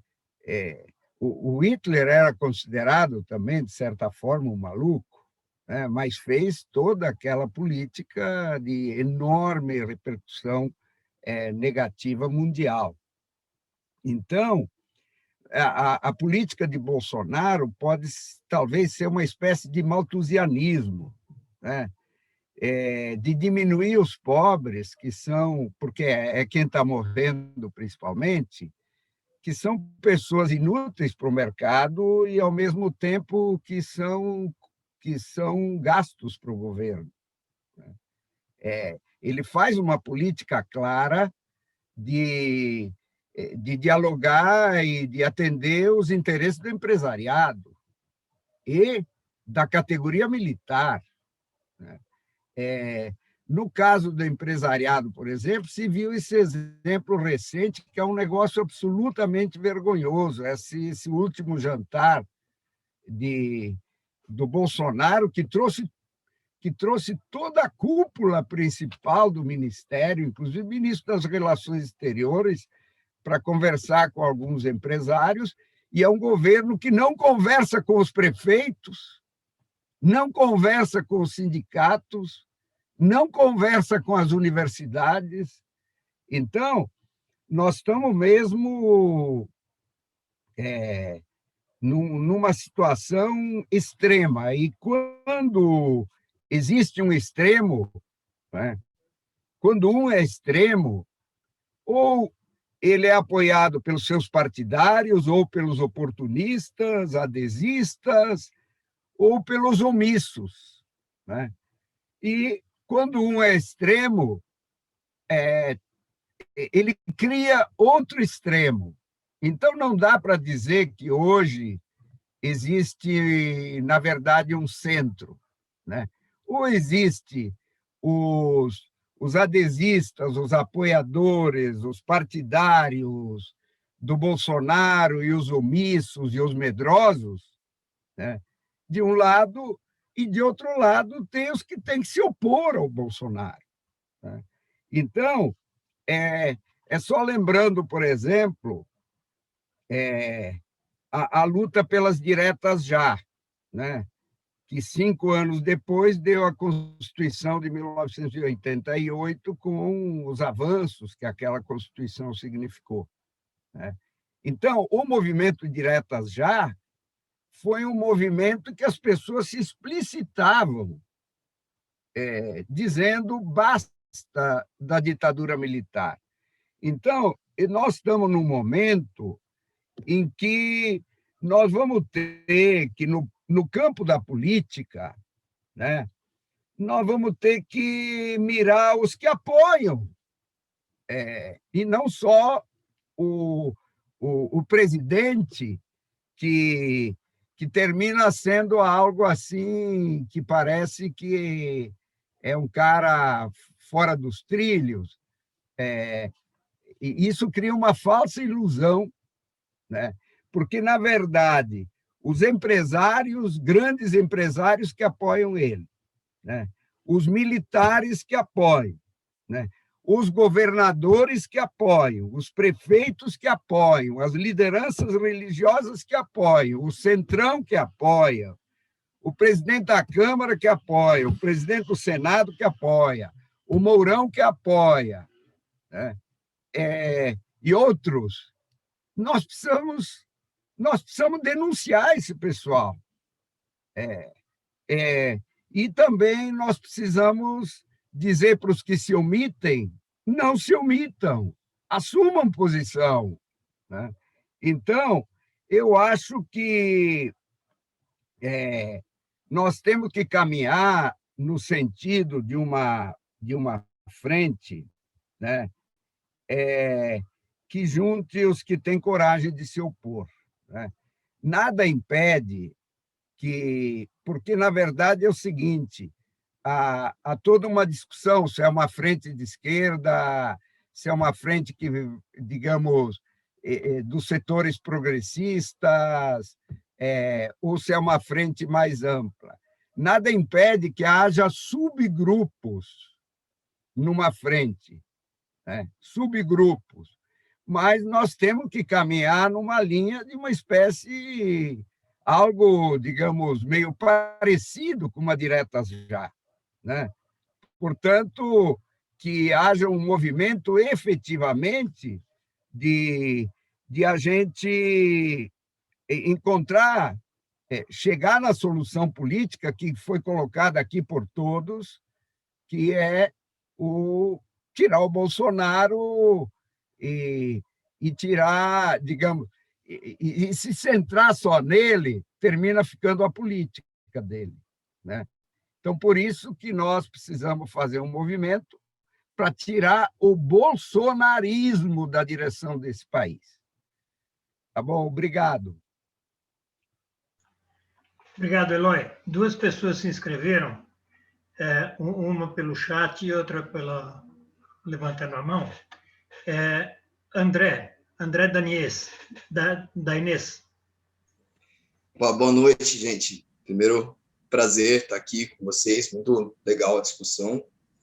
Eu só queria fazer uma observação rápida, que eu acho que essa questão da solução política, ela faz todo sentido, mas o que me parece é que o Bolsonaro está tentando, ultimamente, se alimentar justamente de uma política quase que de inimigo comum em relação à pandemia. Então, ele deixa o caos, ele deixa a pandemia estourar, as pessoas sem o auxílio emergencial ficam desesperadas, e ele fica, olha, o problema são os governadores, são os prefeitos que estão fechando, eles são contra trabalhadores, né? Eu moro aqui em Piracicaba, eu tenho acompanhado um reacionarismo tremendo do pessoal, atacando quem é a favor do lockdown, falando que não tem como ficar sem trabalhar. Eu acho que uma pedra angular dessa política do Bolsonaro de tentar se legitimar é a gente não ter auxílio emergencial, né? Então, será que tem alguma forma, eu fico pensando, da gente conseguir encorpar um pouco o coro da importância do auxílio emergencial? Porque, a meu ver, ele é importante para esse empresariado menor que está todo quebrando, que não está ganhando dinheiro só de especulação, e ele é importante para a gente conseguir fazer um lockdown contundente, né? Porque o que está acontecendo, pelo menos aqui na minha cidade, nos lugares que eu vejo, é isso que o João Carlos falou. É um lockdown, claro que não é lockdown, né? Mas um distanciamento social que, na verdade, não acontece. O ônibus cheio, bar abrindo de forma clandestina. Então, eu acho que a política do Paulo Guedes, esse papo de que não tem dinheiro, acaba está muito afinado com esse uso político da pandemia do Jair Bolsonaro, né? Então, isso é uma coisa que acaba me preocupando, porque esse papo de que o governo não tem dinheiro não faz sentido nenhum. A gente nunca teve tanto espaço para fazer uma política fiscal expansionista. Nossa taxa de juros está 2,75 por mês, menor que a inflação acumulada ao ano.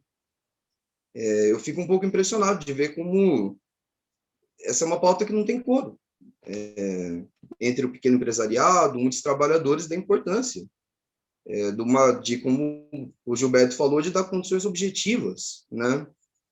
Porque a gente vai ter que manter um bom tempo de distanciamento social, né? Essa coisa que a vacina sozinha vai resolver.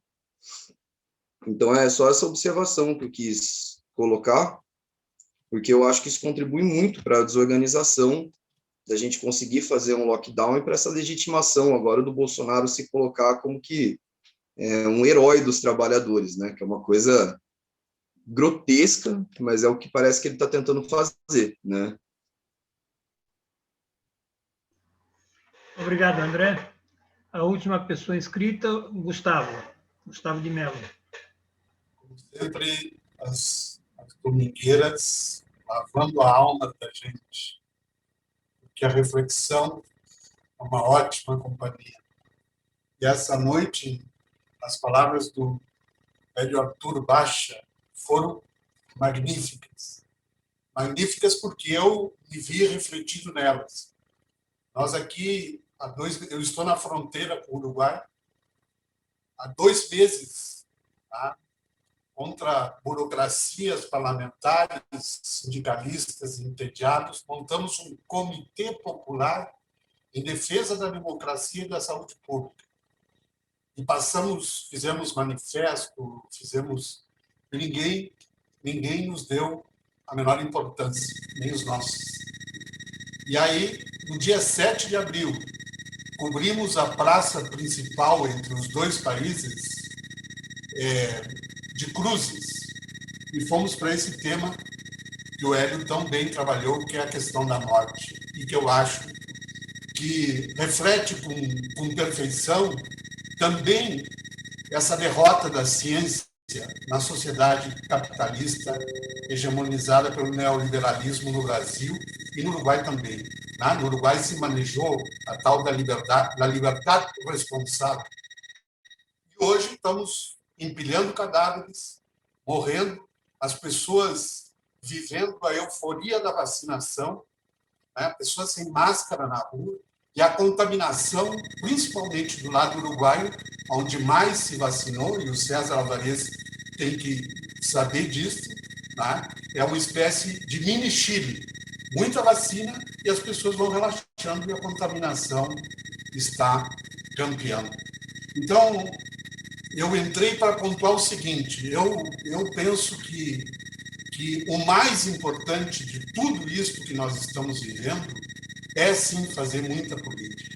E mais do que o fora Bolsonaro, é derrotar o bolsonarismo. Porque o bolsonarismo deitou raízes profundas na sociedade brasileira.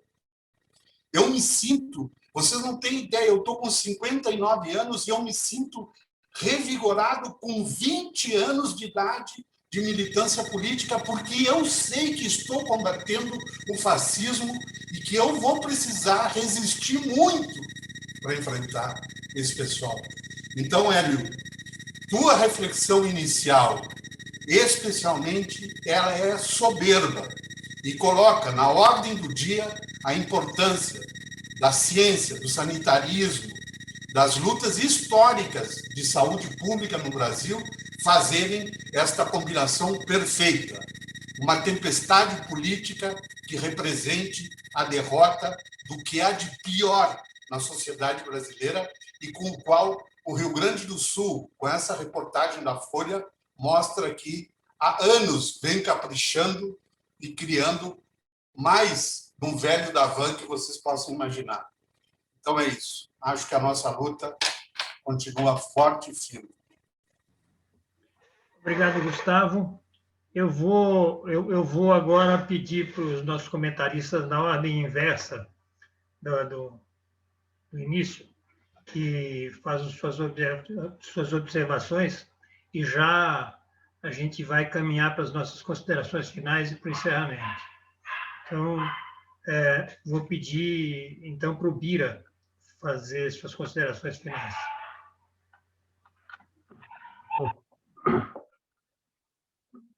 Veja, eu acho que há no geral, uma convergência das coisas que foram faladas aqui, né? O Baixa deve comentar, mas, de fato, o que as vacinas fazem é reduzir mortalidade, né? Não se sabe se as pessoas vacinadas, ou mesmo que tiveram sido infectadas, não transmitem. Parece que podem transmitir. O importante é ter uma margem grande de pessoas vacinadas para que a contaminação seja bastante reduzida a sua disseminação. Enquanto a gente não tiver a maioria das pessoas encontrando com outras vacinadas, você vai infectando, o que acontece no Chile, o que acontece no Uruguai. Não é que não funciona a vacina no Chile e no Uruguai. É que se você não tem 80%, como a vacina não tem a eficácia de 100%, inclusive o ritmo de vacinação, se a gente pudesse vacinar a população brasileira em 2 meses, com 3 milhões de pessoas todo dia, nós provavelmente teríamos, julho estaria numa outra quadra. A gente vacinando neste ritmo, sobra dezenas de milhões não vacinados, né? Então, são pessoas que se encontram no trabalho, no lazer, na vida, digamos assim, que por N razões não conseguiram ficar isoladas ou uma parcela não acredita no isolamento. Então, essa questão das vacinas, e essa eu tenho um colega de turma que vacinado 2 vezes, que faleceu, 2 deles aqui da faculdade, e cuidei recentemente de um com 160 quilos, vacinado 2 vezes, que teve sintomas frustros. Eu fiquei preocupado, porque ele, inclusive, falou: Bira, onde é que eu vou internar com meus 160 quilos? Como é que eu vou fazer prona na UTI? Ou seja, então, mas em geral, a vacina é isso, protege, o objetivo estratégico é reduzir mortalidade, no caso da boa parte das vacinas, e cada uma tem a sua específica. A polio, obviamente, é outra estratégia, né, de reduzir sequelas. Então, isso é uma coisa. A outra questão, eu acho que a solução, de fato, é de natureza política, e que nós temos que construir isso em todos os campos onde atuamos, né? Se é no Fórum de Governadores, se é no Fórum da Frente Nacional de Prefeitos, se é dentro de cada cidade, se é dentro de cada espaço, o que nós precisamos é usar as agências que nós temos conexões, agência que eu chamo de sindicatos, partidos, diretórios de partidos políticos, movimentos sociais, conselhos municipais de saúde, conselho de educação, conselho de assistência social, esse monte de coisa que nós construímos e ficam falando que onde não tem conselho, a gente não precisa esperar uma lei que institua. Se a gente puder, 3, 4 pessoas em torno de uma unidade de saúde, nós somos o conselho aqui, que o conselho não existe ou foi cooptado, e nós queremos ajudar. Nós temos que organizar isso. A tarefa da bancada na cidade de São Paulo, na Assembleia, nas câmaras do Estado de São Paulo, onde a gente tiver pessoas interessadas nesse assunto. É a questão do auxílio, que é importante. E isso, quando a gente fala, dentro da Câmara, nós temos que falar isso em cada ação, em cada bairro, falar isso. O esclarecimento sobre a medicação tem que esclarecer. Nós não vamos brigar com ninguém que queira usar isso. Nós vamos esclarecer e defender um ponto de vista que precisa de vacina, precisa do diagnóstico, precisa do isolamento, precisa do apoio financeiro para as pessoas não se contaminarem. Nós não queremos que as pessoas não se contaminem para não ter que tomar remédio nenhum. Remédio nenhum é bem para ninguém. Tudo tem efeito colateral. O que a gente pesa é risco e benefício quando tomamos qualquer remédio. Temos que esclarecer. Então, esse movimento tem que ajudar a esclarecer. Esse movimento, em todos os seus níveis, da Câmara Federal, do Senado, onde a gente puder, é que vai construir o acuamento do Bolsonaro. É o constrangimento e a adesão progressiva dos diversos setores da sociedade. Quando nós vamos, qual é a capacidade disso em levar um constrangimento que põe o governo para fora, não faço a mínima ideia, mas acho que a estratégia, o caminho é por aí, não tem curto-circuito, tá certo? Nós não conseguimos, e nós temos ainda, dentro do conjunto das oposições, as nossas ações dentro dos diversos níveis de governo onde atuamos, ainda está faltando uma certa coordenação em torno dos 3, 4 temas centrais que a gente tem que falar sobre eles todos os dias, em todos os meios de comunicação, todas as formas de comunicação, que é o auxílio, o isolamento social, tá certo? E o diagnóstico precoce, tratamento das pessoas, ou seja, nós queremos trabalhar com a ideia de combater a pandemia em torno de algumas questões que nós entendamos coletivamente como sendo as que dão centralidade nesse momento na vida política do país, que é enfrentar a pandemia e reduzir com a meta de zerar a mortalidade no Brasil. Muito obrigado aí pelo convite, o Vicente e o Granato. Um abraço a todos aí. Obrigado, Bira. Pedro Dimitrov. microfone aqui. Aí, estava ligando o microfone. Veja o seguinte, acho que nossa conversa hoje foi muito rica, teve muitas contribuições, com os vários aspectos da vida de cada um, da compreensão de cada um.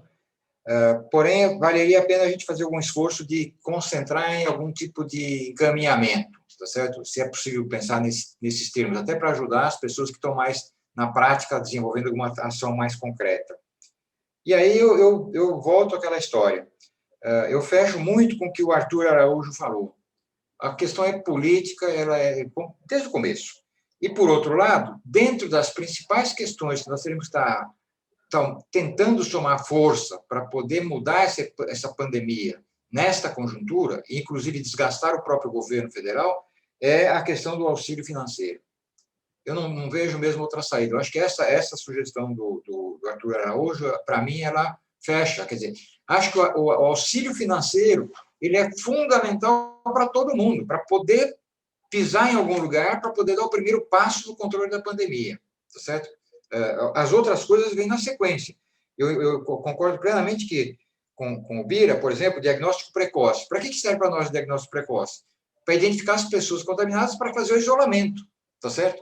Então, na verdade, nós o governo deixou passar o prazo, não sei quantos milhões de kits de diagnósticos, tá certo? Que ficaram aí e não foram utilizados. Por quê? Porque foi uma política pensada para não deixar acontecer, pensada para tumultuar tudo, entendeu? Então, acho que nós temos alguns mecanismos para poder, vamos dizer, somar força no sentido de pressionar o governo federal, no sentido do auxílio financeiro, para, a partir de convencer a sociedade, o responsável para poder dar esse auxílio é a política do Guedes, é a política do Bolsonaro, que é possível dar. O governo norte-americano jogou na praça bilhões de dólares para fazer esse auxílio, tá certo? Não sei por que o Brasil não poderia fazer a mesma coisa, como a Europa fez, como a Alemanha fez, como todo mundo fez por aí. Então, pressionar na questão de mudar essa política, garantir o auxílio financeiro para poder fazer o resto das coisas. Aí sim, aí vão fazer o lockdown, vão fazer o diagnóstico precoce, vão fazer, fundamentalmente, fortalecer o SUS, devolver ao SUS a possibilidade de fazer as coisas direito, auxiliar o SUS com dinheiro, para que possa fazer o diagnóstico precoce, para que possa fazer a vigilância sanitária, a vigilância epidemiológica, fazer a visita domiciliar e tudo mais. Entendeu? Então, de tudo que foi dito, eu vejo, vamos dizer assim, um encaminhamento, a pressão, na minha leitura, nesse momento, seria, além de tudo que nós já conversamos, fundamentalmente, discutir a questão do dinheiro. A questão do dinheiro. Tem que pôr dinheiro na questão da pandemia. Isto pode mobilizar, inclusive, forças sociais que nós nem poderíamos estar contando. Por exemplo, muitos empresários poderiam estar favoráveis a ter esse tipo de coisa. Porque se eles tiverem clareza de que se fizer uma coisa bem feita, com lockdown bem feito, eles podem retomar o seu negócio, eles podem pressionar o governo que garanta esse procedimento.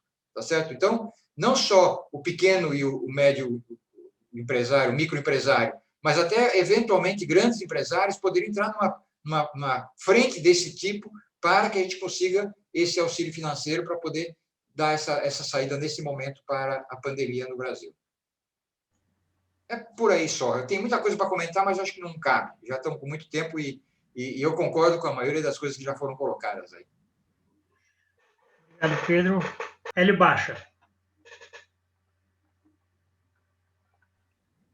Bem, acho que foi uma tarde, uma noite muito agradável. Para mim, é revigorante. O Vicente Teves, quando me convidou para abrir aqui a nossa reunião, eu disse para ele que estava muito cansado, cansado e pessimista. Mas ouvir vocês, César Alvarez, o Pedro Dimitrov, o Arthur Araújo. O Arthur é brilhante quando eu concordo com ele, mais brilhante quando não concordo. Hoje concordo com tudo, viu? O Eloy Pietá, o Gilberto. O Gilberto relatou o que eu o que eu queria exemplificar como cotidiano e arapucas que são traçados para nós. A questão da vacina, os nossos empresários, brasileiro acha que com dinheiro resolve tudo, né? Que compra a vacina, que o cara chega no restaurante aqui no Brasil, isso eu aprendi, o Bira deve ter visto isso também, o César Alvarez também, eu aprendi na Europa. O cara chega aqui no Brasil, entra no restaurante, está pagando, acha que todo mundo é empregado dele, inclusive os garçons, né? A inteligência portuguesa tem água, não serve a água, porque é um pensamento de arrogância máxima, dizer, tem água e achar que vai ser servido, né? Então, eles acham que vai... Eu cheguei até a ter uma conversa eu trabalho em hospital privado, com uma funcionária, onde esses empresários mostrando a vantagem deles poderem comprar vacina. Lamentável. O problema não é ético, o problema é que não tem vacina. A Itália, a Europa, foi traída pela AstraZeneca. Traída. A Índia não vai soltar vacina para a Europa. A Itália anunciou no governo Draghi agora que vai ter fábrica de vacina e vai conseguir fazer vacina daqui 6, 10 meses. Se a frente de prefeitos anunciar que vai comprar vacina, é tudo que o Bolsonaro quer ouvir. É tudo que ele quer ouvir. Quem tem que comprar vacina é quem deixou de comprar no momento certo. Isso tem que ser denunciado. O Bolsonaro ele está jogando muito comodamente. O Arthur tem razão em tudo, mas inclusive nessa visão muito correta de preocupação de como a CPI pode jogar contra a oposição. Mas nós não podemos jogar as oportunidades de colocar o dedo na ferida. Não dá para ir tímido para a CPI. A CPI só pode funcionar se a gente for arrogante à altura de que a oposição precisa ser. Arrogante quanto no nível que o Bolsonaro nos é arrogante, só que com inteligência. Então, obrigado. O meu cotidiano tem sido muito duro. Eu trabalho do domingo a domingo e paro a cada 3 meses. E pego a Ivone me leva para 15 dias de férias sempre. Mas desde janeiro do ano passado que isso acabou, né? E tenho ficado de domingo a domingo trabalhando, e isso com pacientes graves, a gente acaba... Eu tenho resultado pessoal muito bom, não por causa de mim, porque eu trabalho com muito recurso disponível. E assim mesmo, nos melhores centros privados, nós temos um colapso. É que esse colapso não aparece. Nós temos uma capacidade de crescer, mas com uma perda de qualidade, porque nós não temos intensivistas na quantidade que precisamos. Então, nós temos que improvisar intensivistas supervisionados pelas pessoas.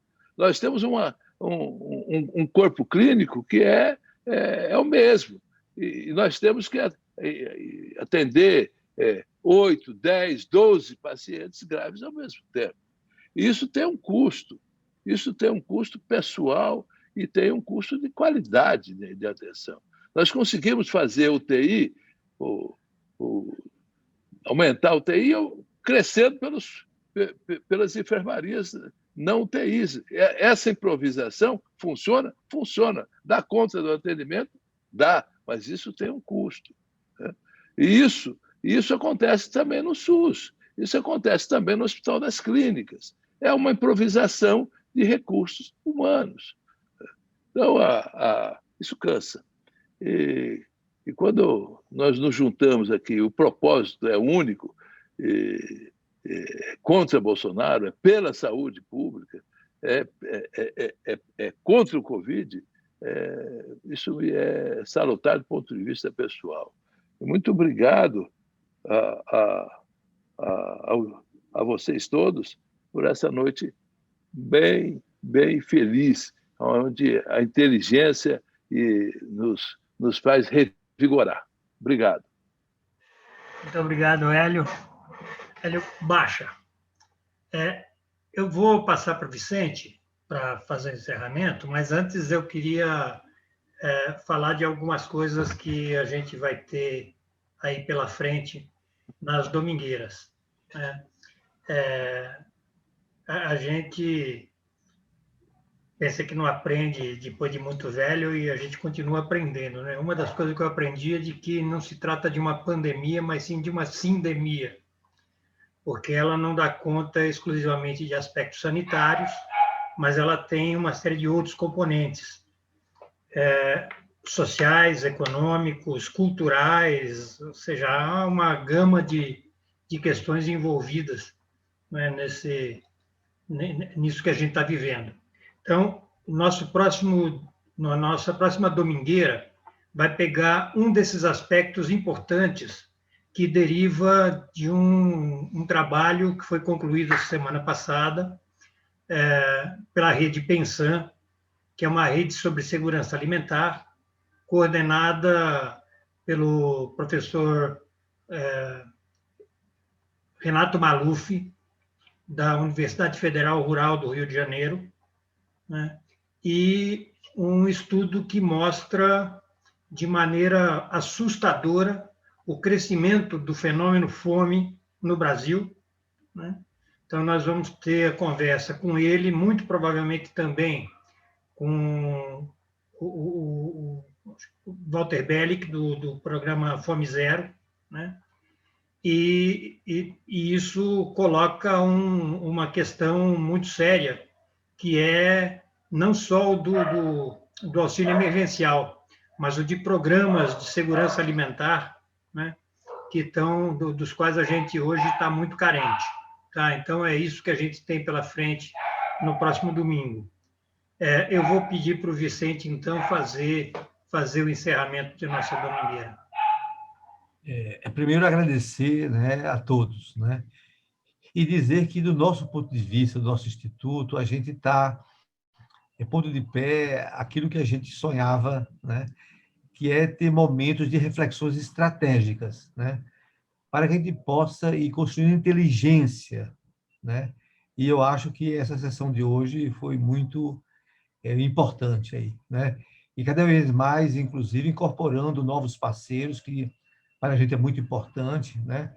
Agradecer muito aí ao companheiro do Rio Grande do Sul, da fronteira, nós conhecemos, e é uma dimensão importante da nossa integração, né. Então, olha, muito boa noite a todos.